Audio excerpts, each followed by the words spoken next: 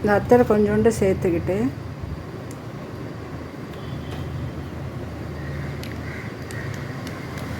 பன்னீர் பத்தலை, அதனால் பன்னீர் கொஞ்சம் சேர்ப்போம். ஓகே, இப்போ இது ஒரு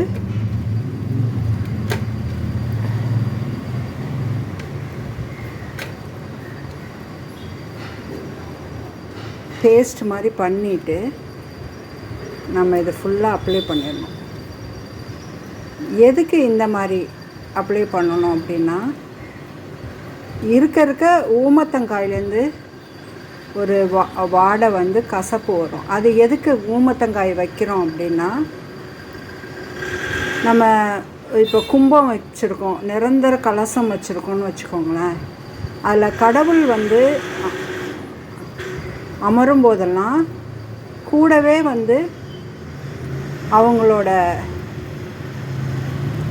வகைராக்கள்னு சொல்லுவாங்க, அவங்களோட அசிஸ்டண்ட்டு அந்த மாதிரி பேசிக்கிட்டே இருப்பாங்களாம்.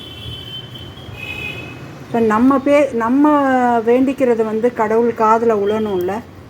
இப்போ இது வந்து நீங்கள் வெறும் ஃபோட்டோ அந்த மாதிரி வச்சு வழிபடும் போதெல்லாம் ஊமத்தங்காய் வைக்கணும்னு அவசியம் கிடையாது. ஆனால் கலசம் வச்சுருக்கோம், சிலை வச்சுருக்கோம், அதில் வந்து அப்படி நம்ம ஆவாகனம் பண்ணியிருக்கோம் அப்படின்னா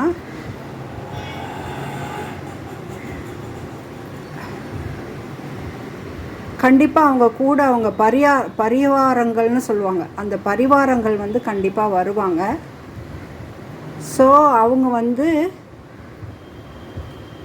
இந்த ஊமத்தங்காய்க்கு பேச மாட்டாங்களா, இல்லை ஊமத்தங்காயை வந்து சிவரூபமாகவோ இல்லை சக்தி ரூபமாகவோ நினச்சி அவங்கக்கிட்ட பேசிகிட்டு இருப்பாங்களா அப்படிங்கிறது தான் இது சொல்கிறது. கண்டிப்பாக இந்த ஊமத்தங்காயை எக்காரணம் கொண்டு கட் பண்ணக்கூடாது. ஏன் அப்படின்னா, ஊமத்தங்காய்ங்கிறது வாராகிக்கு சமம், வாராகம். அது வந்து வாராகத்தை பலி கொடுக்குறதா நினச்சி ஊமத்தங்காயை சில பேர் வந்து அமாவாசைக்கு பூஜைக்கெல்லாம் வெட்டுவாங்க. அது வந்து வாராகத்தோட பலி. அது நான் வந்து ஒரு தாந்திரிகர் மாந்திரிகர், நான் வாராகி எடுத்து தான் பண்ணுறதுனால நான் வந்து அம்மாவை வந்து நறுக்கிறது கிடையாது, அம்மாவை பலி கொடுக்கறதும் கிடையாது.